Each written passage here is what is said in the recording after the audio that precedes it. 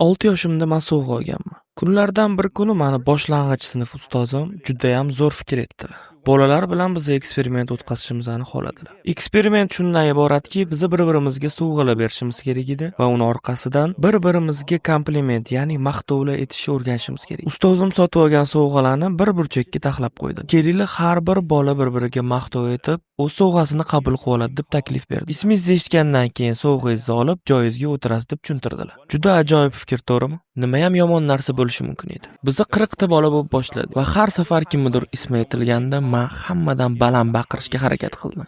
Va undan keyin 20 ta odam qoldi, undan keyin 10 ta odam qoldi, 5 ta odam qoldi va oxiri 3 ta odam qoldi. 3 tadan bittasi men edim va maqtovlar to'xtadi. O'sha zahot men yig'lavordim. Ustozim sarosimga tushib qoldi. Bolalardan qayta so'raydilar. Balkim kimdir bu 3 ta bola haqida yaxshi gaplari bordir. Mayli, bunaqa bo'ladigan bo'lsa, sovg'angizni olib, joyingizga o'tiring dedi ustoz. Kengiloyingizni yaxshi tuting va albatta kimdir maqtaydi deb aytdi. Kulishinglarga qaraganda men bu voqeani juda ham zo'r ta'sirlab berdim. U kuni kim o'zini yomonroq his qilgan ekan, menmi yo meni ustozim? Ustozim juda yaxshi tushundilarki, sinfimizni jamlash o'rniga 3 ta kichkina bolachani juda ham qattiq xafa qilib qo'ydilar. Va bu holat hech ham kulgili emas edi. Balki televizorda kimnidir sharmandasini chiqarishsa kulgili bo'lishi mumkin, lekin u kuni hech bir kulgili joyi yo'q edi. Ha, o'sha kuni bu men edim. Va men dunyodagi hamma narsani berishga tayyormanki, o'sha kunga qaytib qolmaslik uchun, jamiyatda rad etilmasligi uchun.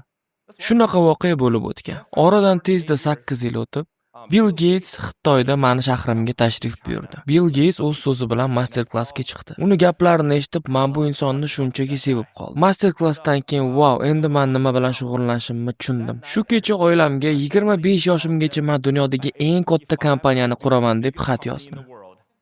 Va bu kompaniyani Microsoft sotib oladi. Dunyoni zabt etish ideyasi bilan ichim motivatsiyaga to'lib ketdi. To'g'risi aldayotganim yo'q. Men rostdan ham uyimdiligiga shunaqa xat yozdim. Mana eslicha o'sha xat. Lekin bu xatni o'qishga majbur emassizlar. Aslida oyoqda yozilganga o'xshaydi. Lekin men ba'zi kerakli so'zlarni atmetga qildim. Xullas, bu o'sha boshqa men edim. Motivatsiyam oshib ketgan paytida. Va undan 2 yil keyin menga Amerika Qo'shma Shtatlariga borishga imkoniyat yaraldi. Bu imkoniyatni qo'ldan boy bermasligim kerak. Chunki u yoqda Bill Gates yashirdi, to'g'rimi? Shunda meni tadbirkorlik sayohatim boshlandi. Undan keyin yana 14 yil o'tib ketdi. Men уже 30 yosh edim. Yo'q, men kompaniya qurganim yo'q. Hattoki boshlaganim ham yo'q edi. Men o'sha paytlari marketing menejeri bo'lib katta kompaniyada ishlardim. O'zimni g'alati his qilishni boshladim. Xuddiki men bir joyda turib qoldim va rivojlanmayapman. 14 yoshli motivatsion xat muallifi qayerga ketdi? O'zing harakat qilmagandursan-da deyishlar mumkin.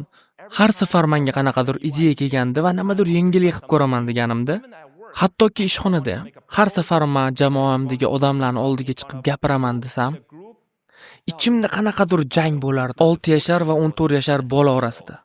Biri butun dunyoni zabt etaman deb motivatsiyasi baland bo'lardi, ikkinchisi esa rad etilishdan qo'rqib turardi. Har safar 6 yashar bola yutib chiqardi. Bu qo'rquv hattoki men o'zimni kompaniyamni ochganimdan keyin ham hech qayerga yo'qolib qolmadi. 30 yoshda o'z kompaniyamni ochdim. Chunki Bill Gatesga o'xshamoqchi bo'lsang, bugun bo'lmasa ertaga baribir boshlashing kerak, to'g'rimi?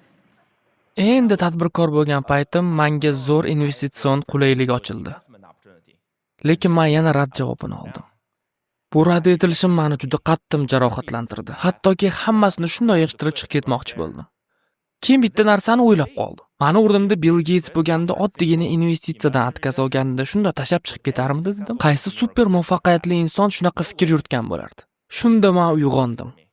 Mayli, uning uchun men hamma narsaga tayyorman. Yaxshiroq mahsulot yaratishga, yaxshiroq jamoa yaratish. Lekin uning uchun men o'zim juda ham zo'r lider bo'lishim kerak. Kuchliroq shaxsga aylanishim kerak. 6 yoshli o'zimga butun umrimni aniqlab berishga men yo'l qo'ya olmasdim. Uni o'z joyiga qo'yib qo'yishim shart edi. Shunda men do'stim Googledan maslahat so'rashni boshladim. Qanday qilib rad etilish qo'rquvini yutsam bo'ladi deb qidirishni boshladim. Qo'rquvni tabiati, u qatdan kelib qolganligi haqida turli xil psixologik statiyalar va tadqiqotlar kelib chiqdi. Qo'rquvga ahamiyat bermasdan shunchaki yashashda davom et degan maslahatlar ham kelib chiqdi. Rahmat. Lekin nimaga men hali ham qo'rqardim? Hazil bilan internetda qo'rquv terapiyasi degan veb-saytni topib oldim. Qo'rquv terapiyasi bu kanadalik biznesmen o'ylab topgan o'yin edi. Uni ismi Jason Comley edi. O'yinning maqsadi atilabdan 30 kun davomida o'zingizga noqulay bo'lgan vaziyatlarga tushish, ya'ni atilabdan rad etilish. Va 30 kun davomida har kun rad javobini eshitganingizdan keyin oxiriga borib siz rad etilish javobidan qo'rqmaslikni boshlarkansiz. Bu fikr menga juda ham yoqdi.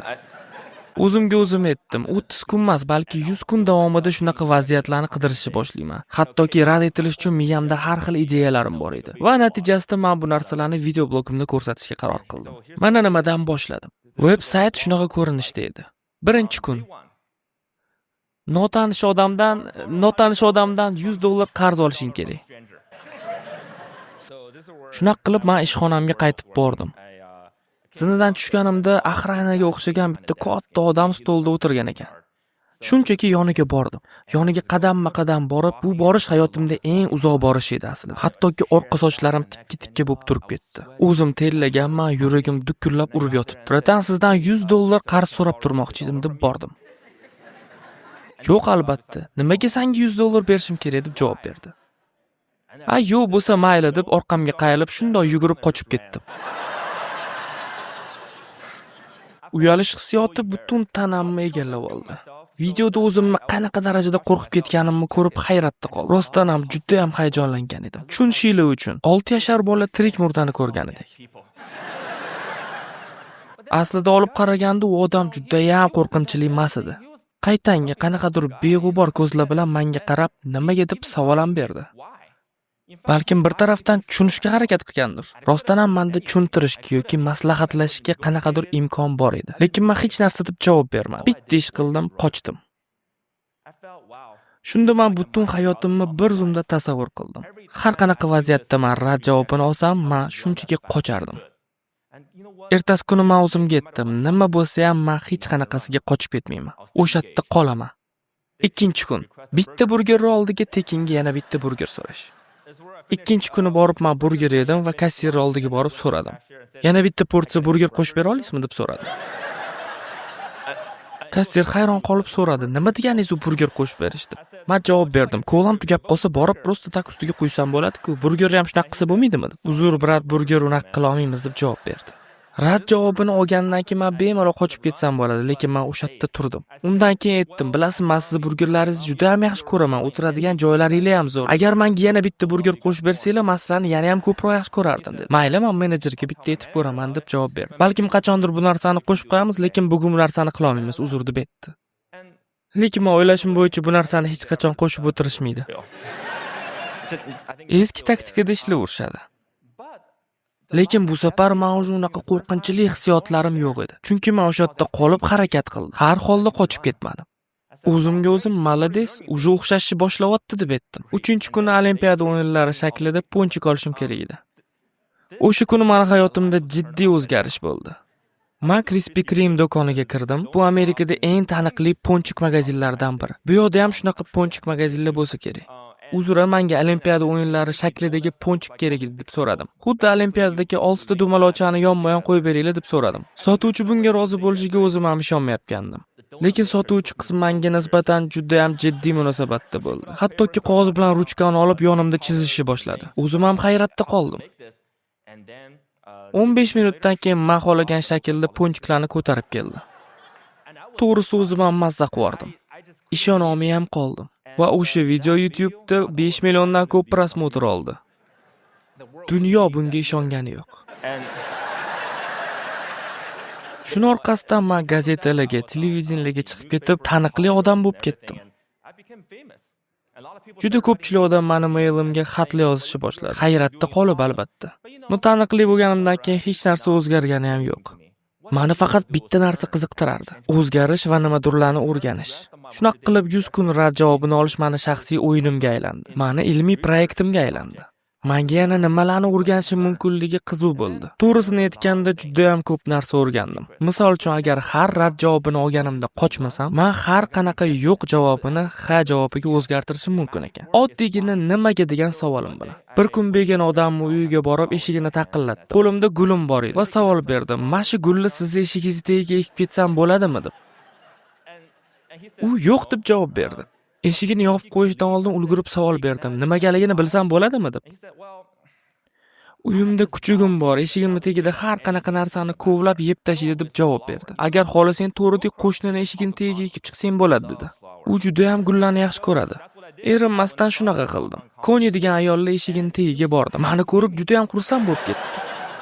Yarim soatda ishni bitirdim. Umid qilamanki, hozir ancha chiroyliroq holatda. Lekin ishoninglar, agar men o'sha payt yo'q javobini eshitib ketib qolganimda, bu odam menga ishonch hosil qilmayapti deb o'ylagan bo'lardim. Balki ko'rinishimga, o'zimni tutishimga yoki yuzimdan ayb qidirgan bo'lardim. Ayb menda emasligi, shunchaki gulla asraganini men oddiygina savol orqali tushunib yetdim.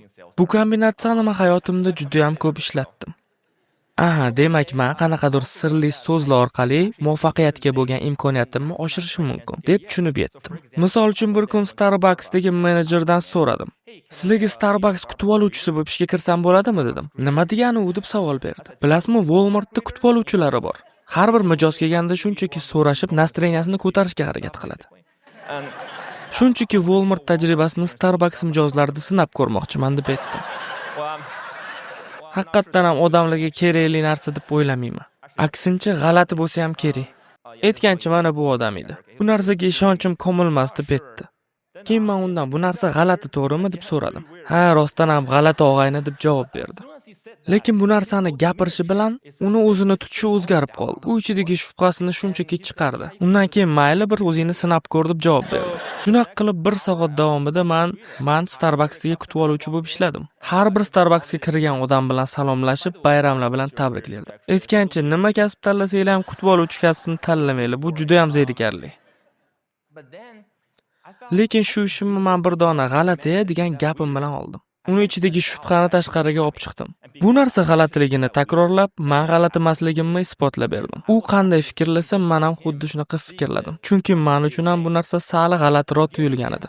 Va har safar savollarimdan kelib chiqqan shubhani odamlarning o'ziga aytsam, ularning ishonchini qozonishni boshladim. Ulardan yana va yana ha degan javob olishni boshladim. Va nihoyat hamma orzularimga erisha olishimni tushunib yetdim. Shunchaki so'rab, bilasizlar, meni 4 ta avlodim bu ustozlar.